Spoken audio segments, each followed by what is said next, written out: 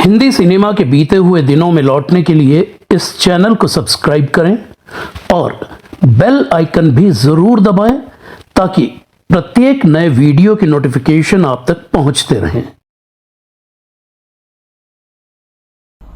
नमस्कार, मैं शिशिर कृष्ण शर्मा बीते हुए दिन में आपका स्वागत करता हूं। आज बात निरूपा रॉय की 1970 और 80 के दशक की हिंदी सिनेमा की सबसे मशहूर मां, खासतौर से उस दौर के सुपरस्टार अमिताभ बच्चन की फिल्मी मां।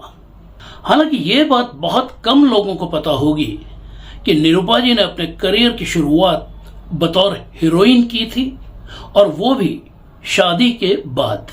निरूपा जी का जन्म 4 जनवरी 1931 को गुजरात के वलसाड शहर में एक गुजराती चौहान परिवार में हुआ था। उनके पिता रेलवे में नौकरी करते थे और परिवार में माता पिता के अलावा निरूपा और उनकी एक बहन थे। निरूपा जी का असली नाम कांता था, लेकिन घर में सब उन्हें छिबी कहते थे। निरूपा जी स्कूल में पढ़ रही थी। वो 14 साल की थी जब उनकी शादी कर दी गई, और इस तरह वो कांता चौहान से श्रीमती कोकिला बलसारा बनकर मुंबई चली आई। उनके पति कमल बलसारा मुंबई में राशनिंग इंस्पेक्टर की नौकरी पर थे। एक्टिंग का उन्हें बहुत शौक था, जो पूरा नहीं हो पा रहा था। निरूपा जी बताती थी, मेरी शादी को 3-4 महीने हुए होंगे कि मेरे पति की नजर सनराइज पिक्चर्स की गुजराती फिल्म राणक देवी के लिए नए चेहरों की तलाश के विज्ञापन पर पड़ी, जिसके लिए उन्होंने अप्लाई कर दिया। बुलावा आया तो उनके साथ मैं भी चली गई। निरूपा जी के पतिदेव तो हमेशा की तरह एक बार फिर से इंटरव्यू में फेल हुए, लेकिन निरूपा जी को जरूर उस फिल्म में एक रोल ऑफर किया गया। पतिदेव के समझाने पर निरूपा जी को वो रोल स्वीकारना पड़ा। साल 1946 की फिल्म राणक देवी से निरूपा जी ने फिल्मों में कदम रखा, और सनराइज फिल्म के मालिक V.M. व्यास ने ही उन्हें कोकिला बलसारा की जगह ये फिल्मी नाम निरूपा रॉय दिया। आगे चलकर निरूपा जी के पति कमल बलसारा ने भी ये रॉय सरनेम अपना लिया, और वो कहलाए कमल रॉय। निरूपा जी के फिल्मों में काम करने की बात पर ही परिवार और समाज में हंगामा खड़ा हो गया। उनके पिता ने धमकी दे डाली कि अगर बेटी ने फिल्मों में काम किया तो मायके से उसका रिश्ता हमेशा के लिए खत्म हो जाएगा। निरूपा जी बताती थी, राणक देवी के रिलीज होते ही समाज का विरोध तो ठंडा पड़ गया था, लेकिन उनके पिता ने वाकई आखिरी सांस तक उनका मुंह नहीं देखा। निरूपा जी ने जो पहली हिंदी फिल्म साइन की थी वो थी साल 1948 की गुण सुंदरी। अजीत पिक्चर्स के बैनर की ये फिल्म हिंदी के साथ साथ गुजराती में भी बनी थी, और इसके प्रोड्यूसर डायरेक्टर रति भाई पुनातर रणजीत स्टूडियो के मालिक सरदार चंदूलाल शाह के भांजे थे।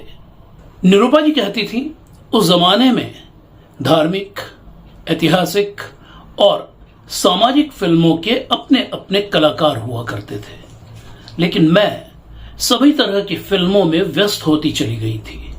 मैंने हर हर महादेव, शिव शक्ति, नागपंचमी, शिव कन्या, सती नाग कन्या और चंडी पूजा जैसी करीब 50 फिल्मों में सीता, सावित्री, दमयंती जैसे सभी पौराणिक चरित्र निभाए, तो अमर सिंह राठौर, सम्राट चंद्रगुप्त, कवि कालिदास, रानी रूपमती, वीर दुर्गादास और रजिया सुल्तान जैसी करीब 10 ऐतिहासिक फिल्मों में भी मैंने मेन रोल किए।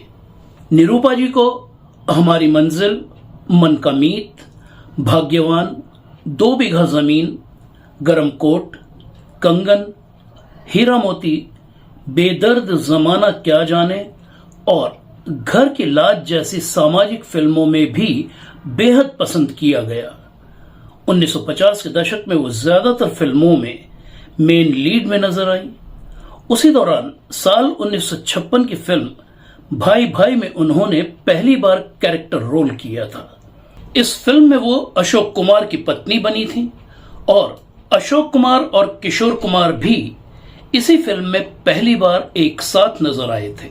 निरूपा जी ने 1952 की सिंदबाद द सेलर और 1959 की बाजीगर के जरिए धार्मिक फिल्मों की नायिका वाली अपनी इमेज को बदलने की एक आध कोशिश की, तो दर्शकों को पर्दे की देवी का मारधाड़ करना पसंद नहीं आया। निरूपा जी कहती थी कि मेरी इस कोशिश का इतना जबरदस्त विरोध हुआ कि उसके बाद स्टंट फिल्में करने की मेरी हिम्मत ही नहीं हुई। 1960 का दशक शुरू होते होते निरूपा रॉय पूरी तरह कैरेक्टर आर्टिस्ट बन चुकी थी। 1961 की छाया और 1964 की शहनाई के लिए उन्होंने बेस्ट सपोर्टिंग एक्ट्रेस का फिल्म फेयर अवार्ड लिया। इससे पहले साल 1955 की मुनीम जी के लिए भी वो ये अवार्ड जीत चुकी थी।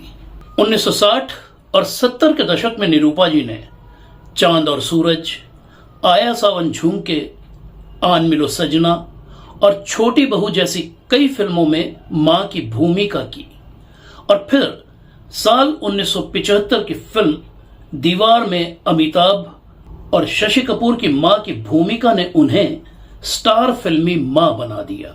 और फिर मां, अमर अकबर एंथोनी, मुकद्दर का सिकंदर, सुहाग, गौतम गोविंदा, कर्तव्य, गंगा मेरी मां, गंगा जमुना सरस्वती, गंगा तेरे देश में जैसी कई फिल्मों में निरूपा जी ने उस दौर के सभी बड़े हीरोज की मां का रोल किया।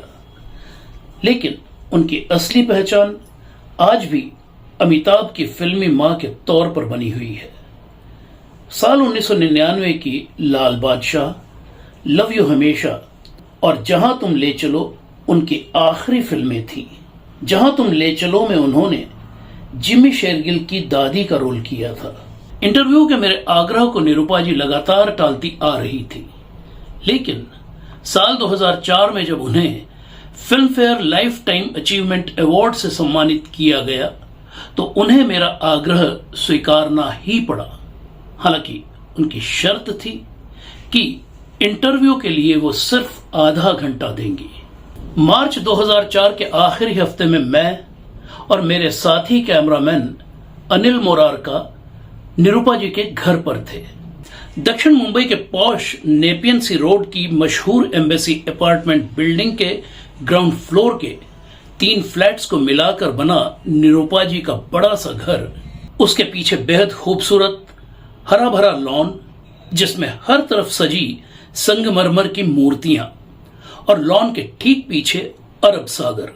निरूपा जी से बातचीत में 4 घंटे कब गुजर गए पता ही नहीं चला था। लेकिन उस समृद्धि, संपन्नता, सुख और खुशी की उम्र बहुत ज्यादा लंबी नहीं थी। इस इंटरव्यू के 7 महीनों बाद 13 अक्टूबर 2004 को 73 साल की उम्र में निरूपा जी और उनके 11 साल के बाद 9 नवंबर 2015 को उनके पति कमल रॉय गुजरे तो उस आलीशान मकान समेत तमाम प्रॉपर्टी को लेकर उनके दोनों बेटों योगेश और किरण के बीच झगड़ों ने बेहद संगीन रूप ले लिया। योगेश के साथ मेरा संपर्क लगातार बना हुआ था, लेकिन जब ये झगड़े उस घर की 4 दीवारी को लांघ कर बाहर आ गए तो मैंने दूरी बना लेना ही ठीक समझा। आज वो बेहद खूबसूरत घर और गार्डन किस हाल में है मुझे नहीं पता, लेकिन निरूपा जी के साथ उस रोज बिताए वो 4 घंटे जरूर कभी कभी बहुत याद आते हैं। तो ये थी कहानी गुजरे दौर की जानी मानी अभिनेत्री निरूपा रॉय की। निरूपा जी के डिटेल्ड इंटरव्यू का ब्लॉग बीते हुए दिन का लिंक इस वीडियो के साथ डिस्क्रिप्शन में दिया गया है। अब आप हमसे टेलीग्राम पर भी जुड़ सकते हैं। टेलीग्राम का हमारा लिंक भी आपको डिस्क्रिप्शन में मिलेगा। अगर आपको हमारा ये वीडियो और ये चैनल पसंद आया हो तो इसे लाइक और शेयर जरूर कीजिए ताकि ये ज्यादा से ज्यादा फिल्म प्रेमियों तक पहुंच सके। तो मिलते हैं बहुत जल्द हिंदी सिनेमा की किसी और भूली बिसरी शख्सियत, किसी भूली बिसरी दास्तान को लेकर। तब तक के लिए इजाजत दीजिए। नमस्कार। ब्लैक एंड व्हाइट सिनेमा के दौर की सबसे मशहूर फिल्म पत्रिका फिल्म इंडिया के तमाम मुख पृष्ठों का संकलन अब किताब की शक्ल में। संकलन करता बीते हुए दिन के निकट सहयोगी श्री संजीव तंवर। डिटेल्स इस वीडियो के साथ डिस्क्रिप्शन में देखिए।